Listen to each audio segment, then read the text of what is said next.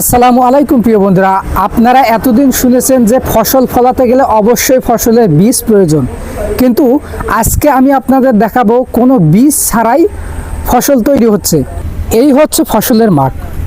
কি ভাবতেছেন এটা কিভাবে সম্ভব? অবশ্যই এই যে দেখতে পাচ্ছেন শুধু প্লট আকারে জমি, কোনো বীজ নেই, শুধু পানি। অবাক হচ্ছেন? জি, অবাক হওয়ারই কথা। শুধু পানি, সে পানি থেকেই কিভাবে ফসল তুলে নেওয়া হচ্ছে সম্পূর্ণ ভিডিও আপনি দেখবেন। দেখেন এমন সুন্দর প্লট, এখানে নেই কোনো বীজতলা বা নেই কোনো বীজ, অথচ এখান থেকেই ফসল উৎপন্ন।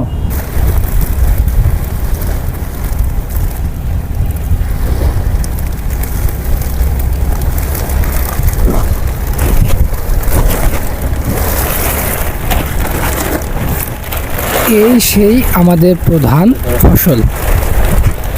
প্রধান বললাম এ কারণেই, আপনি যাই কিছু রান্না করেন না কেন এর প্রয়োজনীয়তা অপরিসীম।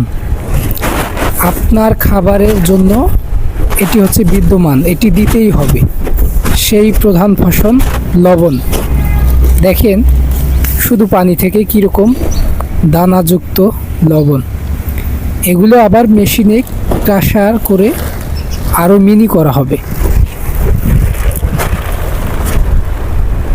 এই যে দেখতে পাচ্ছেন প্লটগুলোতে এভাবে পলিথিন দিয়ে তার উপর পানি ছিটিয়ে দেওয়া হয়েছে। যে পানিগুলো ছিটিয়ে দেওয়া আছে এগুলো 2 থেকে 3 দিন রোদ পেলেই বরফের মতো শক্ত হয়ে দানাযুক্ত হয়ে যাবে। এই যে প্রিয় বন্ধুরা দেখতে পাচ্ছেন, আমার মনে হয় অনেকে আন্দাজ করতে পারছেন এবং ক্লিয়ার